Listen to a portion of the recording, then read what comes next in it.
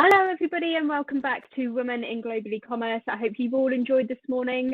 We've got 3 more sessions to go and they are going to be pretty awesome sessions. So the very next session that we are doing, we have invited Cathie Osborne along, and she's an experienced entrepreneur and the managing director and founder of Retaissance. It's a first of its kind free B2B marketplace designed to help brands connect and trade with retail buyers. With long-standing passion for sales and retailing, Cathie has worked with countless consumer goods and giftware brands to help grow their sales, approach new market and launch new products. Cathie also heads up Hatton and Spencer, a UK-based packaging brand specialising in jewellery, gift and heritage. So today we may have a time for a couple of questions at the end, so please just drop them in the chat. Cathie, over to you. You have to unmute yourself, I'm afraid. Thank you. Hi. Thanks for having me. Lovely to e-meet everybody. I've got a few details I wanted to go through, just some information on trends and also statistics for the shift to B2B e-commerce globally, but mainly focusing on the recent McKinsey report and the data that we have. As I say, digital. Currently, we're all looking for some nice silver linings. The mood's getting a lot brighter and spring is here. And I believe digital is going to be that silver lining for the independent brands, whether they're going B2B or whether they're going D2C. So if we can move over on this slide, that would be wonderful. I truly believe that 2021 is going to be the year of the independent brands. I think there's some tremendous shifts in the marketplace that are all in favour of the independent, both retailers and brands. Reason being, obviously you'll be able to get hold of this afterwards, but just giving you a quick overview, we've got the changing wholesale models. We all know that within the retail sector and all areas of the ecosystem around retail has very much changed and shifted, and we've been doing a lot of adapting. 2020, early on when we went into the first lockdown, things were very much cut off short. It was totally unexpected. We weren't aware of how the market was going to go, and we had cancelled orders. We had large amounts of stock landing with retailers for spring, summer 20, and none of them were able to sell it. And the whole supply chain was impacted throughout the next 10 to 12 months, right through past Christmas, when we still had lots of ships on the sea from those changes that were then impacting on the sales within the retail. But those models now, people are more risk adverse, so we've got smaller pre-orders. Before, looking at about an 80% pre-order, 20% replenishment. We're now looking 30 to 40% on that reorder and around a 60 to 70% replenishment. All of that, smaller MOQs, in-house short order, all play to the smaller independent brands that are be able to impact that supply chain more quickly, can be more agile in the adjustments of that. So yes, we've got great changing wholesale models that are in our favour. We've got ethically minded consumer behaviour has shifted immensely through COVID. Yes, we've seen a swing towards digital, but in real terms that's only moved from about 22% up to a 30% of all sales on the non-food side. What we will find is that will probably reduce slightly to around 28%, but all in all they've done perhaps an increase in e-commerce transactions that would normally take 7 years in just this one last year. Retailers are competing to attract customers, so now the retailers are having to deliver the consumer behaviour changes that are driving more independent brand stories, so ethical and fair trading, more story and resonance, a real reason for being of the particular brand is having greater impact on the high street, both with the smaller independents and the larger retailers. We've also got the impact, obviously, of local retail. So a lot of local pride going on, where we're all trying to support our local businesses that employ our local friends and family, etc. So we've got a real shift to that. And if we remember back to 2008, 2009, that's exactly what happened. The independents were the fastest out of the recession and retaining back to profit. Got a massive digital shift going on. So not just in B2B retail, but also D2C. Also a lot of models changing in the marketplace platforms, which I'll cover. And a lot of people are also diversifying risk with the shift in digital. We've got a much, much larger opportunity base as the world is becoming much, much smaller, and British brands are able to export to diversify risk, but also increase market share. All right, thank you. Could you do the next slide? So if we move on to McKinsey, so it's not just Cathie's version of events. We've actually got some facts and figures here from the October 20 McKinsey report. And if anybody wants a copy of that, I'm more than happy to send a link out. But this is covering a lot of changes post-COVID through the adaptation of a forced behaviour and then the satisfaction of that forced behaviour and what impact that gives to the buyers as such. And that's obviously who we're selling to. So really astonishing, only 20% of B2B buyers are saying that they want to return to the old model of wholesale, which is somebody coming in face-to-face, discussing their range and moving forward. So 70 to 80% are saying they prefer doing business the way we're currently doing business. A lot of those things is it's cheaper, it's less time invasive, it can be done 24/7, all of these things. But the dramatic changes and that increase in digital adoption has obviously presented a big opportunity for people to be able to move forward and drive the sales. Sorry.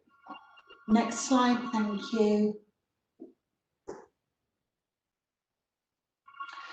Okay, and here another disruption that's happening through that digital disruption is the events and the agent models. So obviously events are really shifting and changing dramatically and actually looking at what the supply chain is wanting from them. And we've got some really innovative events companies out there that are adjusting and moving forward with that change.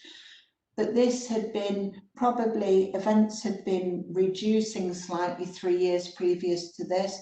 Whilst a lot of the large companies could afford to be at those events, the smaller independent brands were finding it harder to actually get the return on investment through that and actually be able to show that they could impact not only profitability but also brand awareness.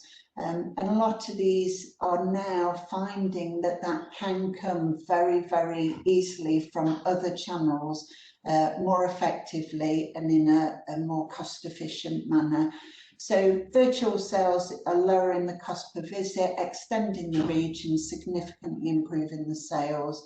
Also, McKinsey is saying about 3/4 of buyers and sellers say they prefer digital self-serve, and even looking at Zoom meetings as other options. It's not just here, or it's not just in the US, this is a global. So this has been embraced by decision makers all over the world. While the opportunity is significant, it does mean that you've got to really commit to digitising your go-to-market models so that you can maximise the opportunity that is here and maximise that silver lining as such. We can go on to the next one. This is a really interesting fact for businesses of all sizes and all price points. So for me, what we're actually looking at here is the level of sale, the average order value that a B2B buyer is happy to make on an online digital channel. This I found quite surprising. So most notably out of that figure is that 70% of the decision makers say that they're happy to open, making a new fully self-serve purchase of up to $50,000. Now that to me is a nice wholesale order, no matter what size your organisation is, but 27% are actually happy to spend more than 500,000, so more than $500,000 through digital channels. That is to me the much larger spectrum of proof in the pudding in regards to this remote engagement and the fact that Zoom meetings through forced behaviour for a year now, we actually consider as interpersonal as we would a face-to-face meeting.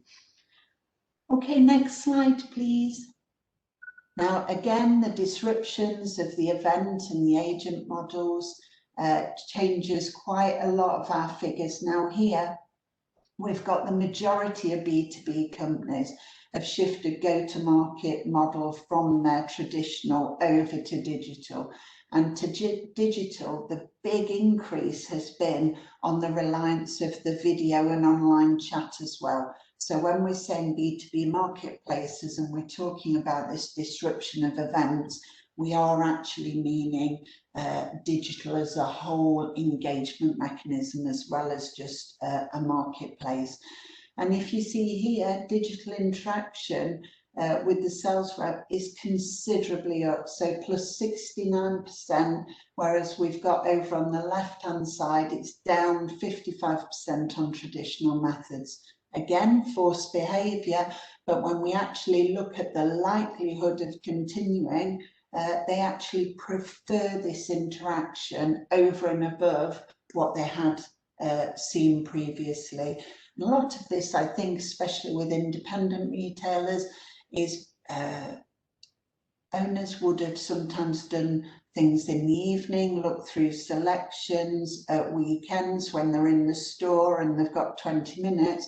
Whereas when you booked a meeting and you've got somebody coming in or they're delayed, etc., can take a big proportion of your day. So we are finding that's moving and changing a lot of the processes throughout this supply chain process. Next slide, please. Here, future's digital and it's optimistic. I think from my perspective, I deal with a huge number, hundreds of independent brands, and what I am feeling now is a very different change in the air to how we're looking forward to the coming months, but also what we've found, what we've learned, and most importantly, the innovations that have happened during the last year. So here, this is talking about the pandemic-induced patterns as they're talking. So 9 in 10 decision makers are saying that the new commercial and go-to-market sales practices will be a fixture throughout 21 and possibly beyond. And like I say, we're not yet quite sure what level of stickiness this model is going to have. So the way a lot of people are referring to the stickiness of the transaction and of the actual business trading model is the forced behaviour and the time of that forced behaviour multiplied by the satisfaction of the customer base. So everybody is saying that yes, they're expecting this to continue and grow, but the level of that stickiness, we're unsure. What we do know is the next 12 months will strongly depend on it. Next slide, please. Okay, so why accelerated B2B? We've got current challenges are the wholesale models, consumer behaviour challenges, disrupted supply chains and the cost barriers normally associated with sales acquisition. And we've got to remember the retailers have got challenges out there. They've got to meet the consumer behaviour changes. They've got to minimise their risk. They've got a 30% plus reduction on resource internally, and they've got increased pressure on the KPIs. And brand scouting now is a luxury, to actually have the time to evaluate brands and go out. And also the events aren't necessarily there or as easy to get to as they once were. Next slide, please. So there's a lot of opportunities coming up outside in the marketplace. We work with a number of partners, everybody from New Order, which is an order management system with 55,000 buyers, through to our own B2B marketplace, where I'll give you a feel of the slides just to give you a feel of some of these marketplaces aren't like the old 1990s, 2000 wholesale marketplaces. These are as refined as you would have with a Net-a-Porter, a Matches Fashion, etc. And here most have a profile page, as we can see here. Next slide, please. The product showcasing, so breaking down the product, all its attributes, any particular areas that work alongside it. 4 pictures, there can be video, imagery, etc. So you really get the chance to tell the brand story and really bring the page to life as such. Next slide, please. Again, this product details down to categories at the side to enable the buyers to actually be able to filter and save changes, wish lists, etc., to mean that even if you don't win that buy now, you're in their wish list for next season. Okay, next slide, please. One thing we've got to consider is it's not just how we buy and how we sell through the retail ecosystem, it's also why these consumers have changed so much to digital. And it's only when I saw this image that it really sunk in. We forget how much our lives have moved to digital channels, everything from shopping and consumption that I've talked about, even your life at home, play and entertainment. When Disney Plus launched, in the last, I think it's 11 months, they have achieved what Netflix achieved in 7 years. So that gives you a feel of how much of a shift there has been in those areas. Our health and well-being, we've got GP appointments online, travel and mobility. The way we've been able to travel is literally by looking at the world around us on screens. It doesn't mean that we want it to remain like that. It's just our ability and our experience of doing so is here now, and it will stay. Everything through our learning, our children have been learning through digital means at school, and our work has been very much home-based over the last year. So trends are accelerating. Everybody mentions this, we've travelled a decade in days when it comes to digital. In real terms, it's been a perfect storm for the digital marketplaces, whether that be D2C or B2B. And the behaviour change will stay. It will just reshape and change consumer decision journeys as we move forwards. Retailers and consumer packaged goods companies then use this transition period to rethink their customer journeys in the future. And it's only the ones that start doing that now that will make all of the maximum benefits through these changes. Next slide, please. In summary, so just in summary, it's clear period of lockdowns had a profound impact on how we live. Many of the longer term changes are still being formed, giving companies an opportunity to shape what is going to be their next normal. And the 3 changes are forcing us. So we've got the economic downturn, we've got preference shifts, we've got digital acceleration. The behaviour changes, if you see on the McKinsey report on the right, the behaviour changes are not linear. As you can see, we're returning back to behaviour, but we've got that line above the midline, the dark blue, that's showing that the stickiness will depend on the satisfaction, as I said before, of these new experiences. and through the ups and downs we've still got to go through. So jury's still out on the value-driven behaviours, but what I can say from every bit of research I've done and the hundreds of brands that I talk to, that digital's here to stay, and it's how we maximise it within our whole route to market that is important. Okay, thank you. This is just a very, very little quick summary of us. So we're working to make the industry more resilient, and our platform is free of charge B2B marketplace, but we also offer other services where we're actually placing brands on all the high-end premium D2C marketplaces worldwide. Just to give you guys a feel, there's over 1,450 worldwide marketplaces on a D2C model, where we can actually get your brand and products selling with the right price point marketplace, in the right category, in the right demographic, allowing you to diversify your risk and get the eyes on the brand, which at the end of the day is what we all want. So anything at all you need, you're more than welcome to email me with any questions. Happy to help where I can. But hopefully that's been of some use to give you a feel for the actual analytics that are out there in the marketplace at the moment.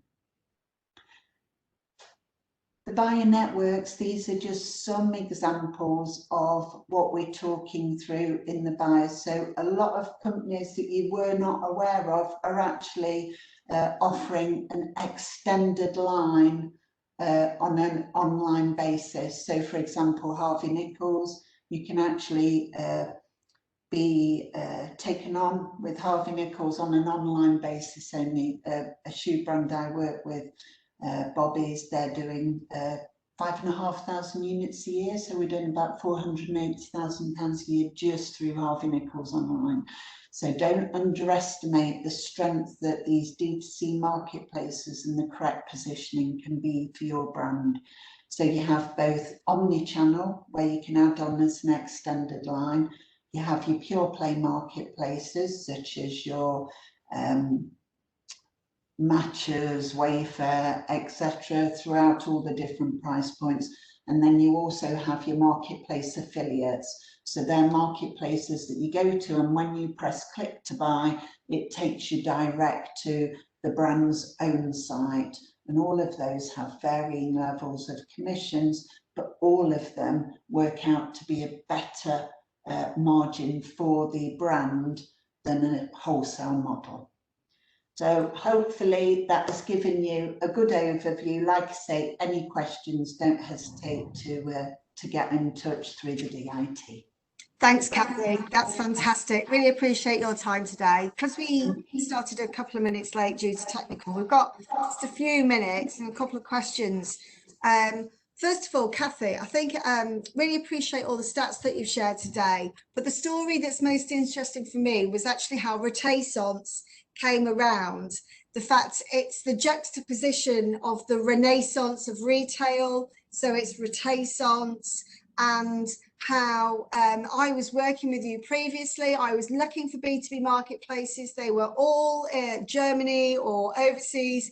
Had a conversation with Cathie, who was, I'm launching a B2B marketplace, and I was like, happy days. So what's really important for people to understand today about Retaissance and Cathie is it's about existing relationships into those retailers.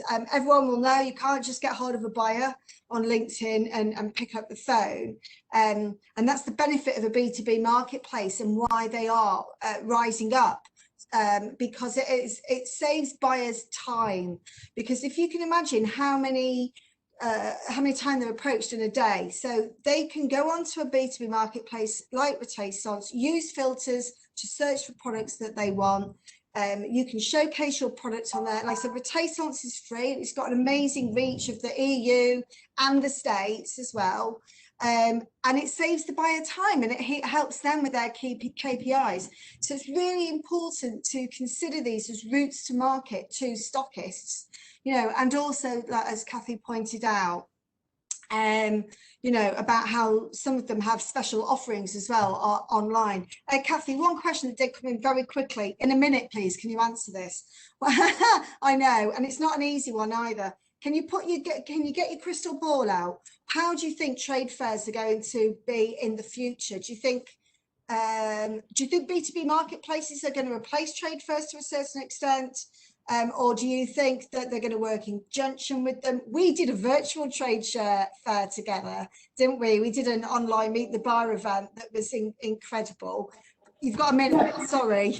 Okay, so really quickly, yeah, the Meet the Buyer event was incredible, organised with the DIT and EEN, and we ended up creating 141 buyer meetings. From that, we've worked out recently, we had 42 actual positive deals being done on that event. I think Meet the Buyer events will become more prevalent. I think what brands actually want isn't to saunter around a show and have a nice lunch, it's to actually have buyers in front of them that they can make sales through. I think there'll be some shift towards that. I also think there's a lot about aggregated community and collaborative approach that's really important. And I don't believe events are always doing that, but currently we're partnering with the Homey team, the NY Now team, the Hive event team, the Top Draw team. So what we're trying to do is make that whole model to bring the buyer and the brand together almost multifaceted. And again, with New Order, that's an order management system that actually puts you in front of 55,000 buyers. So there's huge amounts you can do to showcase. Fantastic. Sorry, going to have to cut you off, Cathie. Sorry about that. Charlie? Thank you so much, Cathie, for joining us today. That's been incredibly insightful. The next session is all about engaging your customers with AI voice assistants. So if you want to leave this one and rejoin the next one, we'll see you in the next session. Thanks, Cathie. Great. Thanks, Cathie. Thanks for having me. Bye. Bye.